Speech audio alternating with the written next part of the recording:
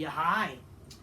Alrighty, folks, ladies and gentlemen, it is time for your early morning, late out of date AEW Dynamite review. The show wasn't terrible for the most part. There's things obviously I didn't care for. Boring shit, some boring shit or whatever. It wasn't the worst show, It wasn't. At least they somewhat built this show and did some somewhat big things on the show, so at least I somewhat intrigued. So the show wasn't a terrible show, wasn't the worst show, better than, I guess, a lot of Dynamites. I'm not gonna say, oh, this was better than the past few Dynamites, because reality, if I can be honest with you folks, if I'm gonna trigger at y'all smart AEW fans, I'm getting a call. Scammy motherfuckers. Hello, scammer! They look scam likely.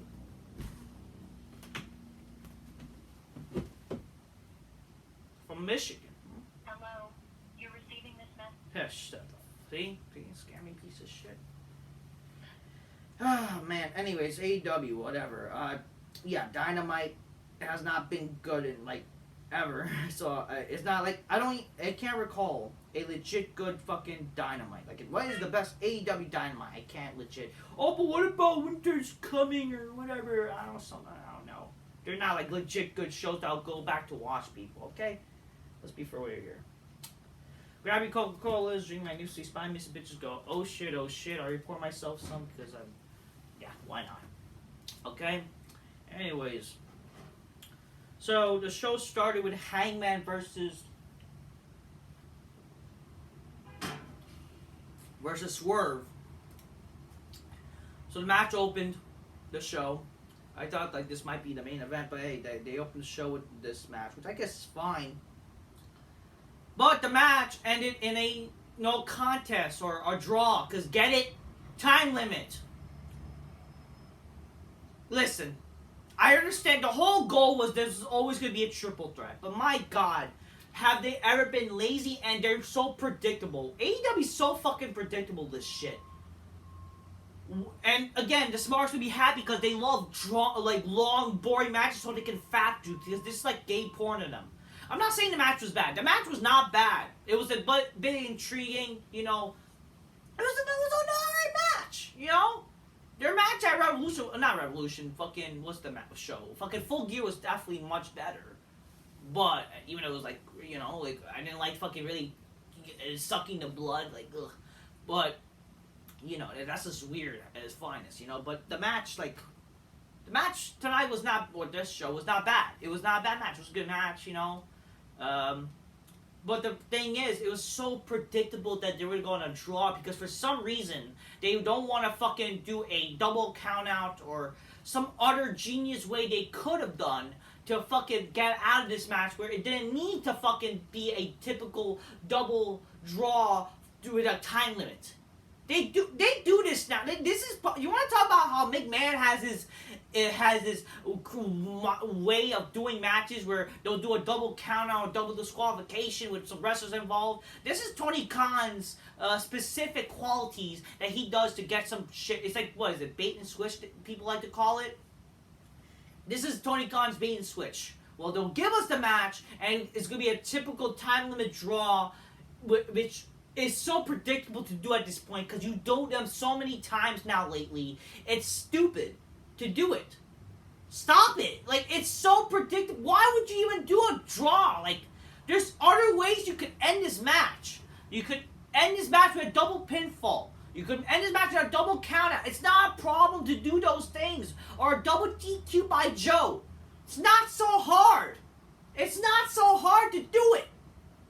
And plus, yeah, it's kind of really they're doing a non-no DQ match when after their last match was a non-no DQ. The match should have been maybe no DQ and then they fucking beat themselves so badly and maybe some double pinfall scenario or they're fucking, incapacitated to the point they don't continue the match. It would have been fine, to definitely, to lead to okay, they'll be both no one contenders. But it's so predictable. It's so fucking predictable.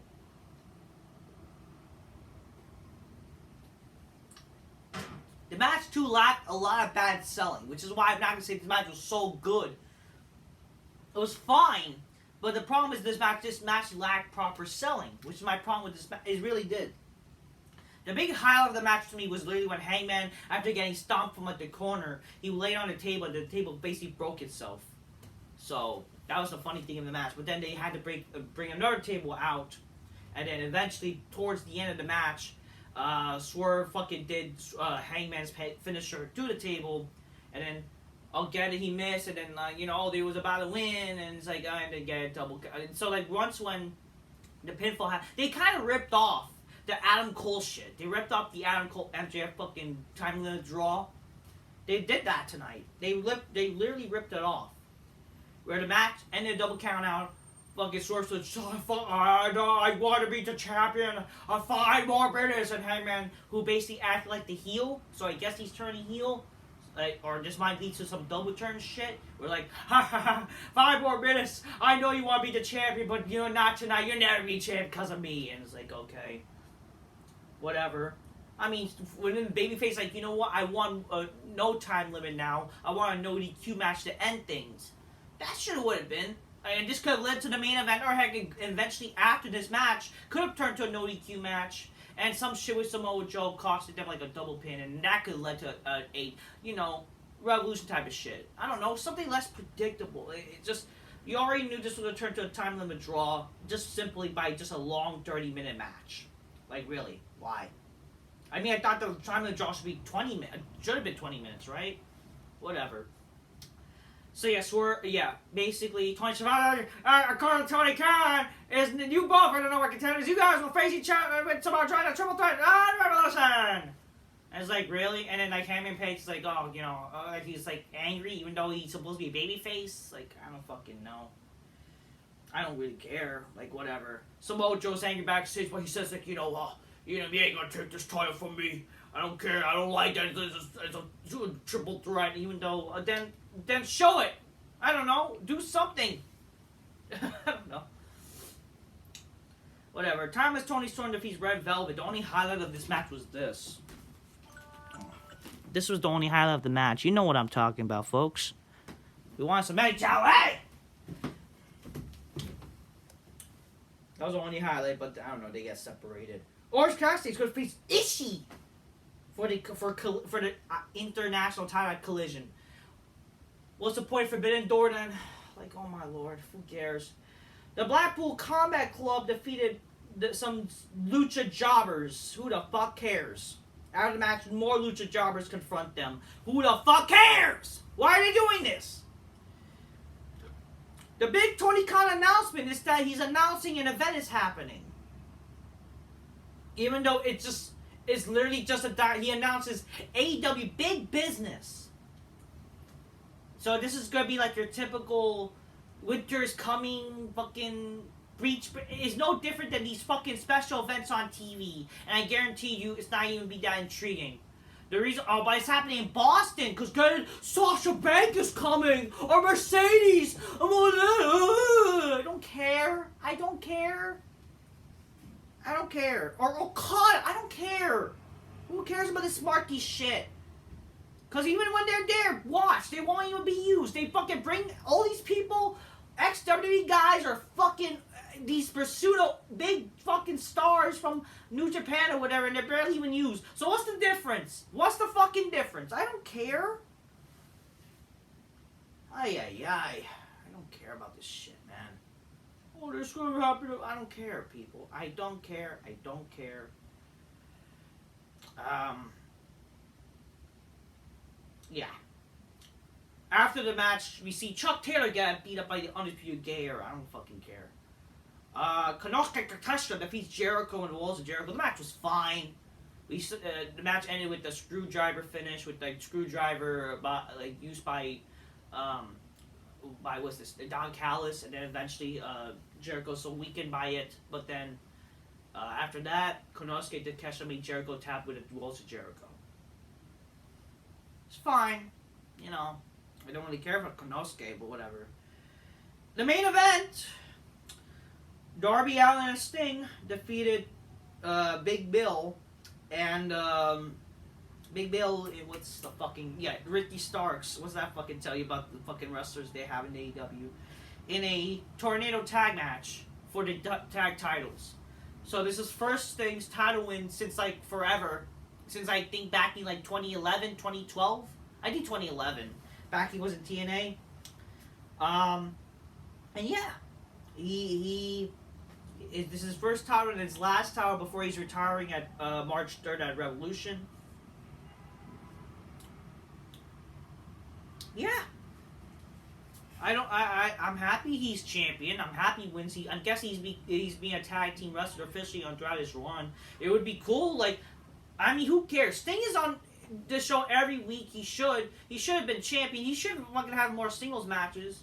I don't care. Sting should have been at least the show would have been better if the guy was on fucking, showcase as like your bigger star, but you give it to fucking these boring vanilla midget jobbers, whatever. Sting and Darby won. The match was fine because it was no DQ, it was chaotic. They were brawling out, because that's the only way it could sadly be exciting. But hey, I'm happy the way the match was. The match was fine. Sting won with the Scorpion Death Drop to Ricky Starks, I believe. Cool moment. His sons were there. I remember, like, back in TNA, one of the Sting's sons was involved in Kurt Angle and Sting feud towards Bound for Glory. So it's kind of cool to see that, one of the sons again. Sting invites his sons to come to the ring, and they celebrate. But then the Young Bucks attacked them with white bats, with white clothing. Darby was bleeding, so Darby's blood was all over the Young Bucks or whatever, Nick and Jackson, something, whatever their fucking name is, the fucking whatever they're known as, the EVP Bucks or whatever. And they basically beat Sting and Darby up very badly. They also beat up the Sting's sons. Who knows? Maybe Sting's sons may become wrestlers, Maybe that's what's leading to this too. Who knows? Maybe that's what might happen. I don't know. And yeah, a total beatdown for like a few minutes, and Sting and Darby are fucking motionless along with their sons, and the Young Bucks stand tall. I don't hate this, even though I don't care for the Young Bucks, but they're clearly booking themselves to look bigger than Sting, and they wanted to book them. I mean, sure, maybe Sting may have had some input to this, but like you could tell they probably pushed some buttons to force this to be Sting's last match for Revolution for the tag titles, which I guess is a bit intriguing now. I guess I'm more intrigued than it originally was, especially with the tag titles on the line. But really, they're gonna do some shit where the Young Bucks win the tag titles. I can see that's what they're gonna do, and then Sting's sons maybe be the ones that'll face them.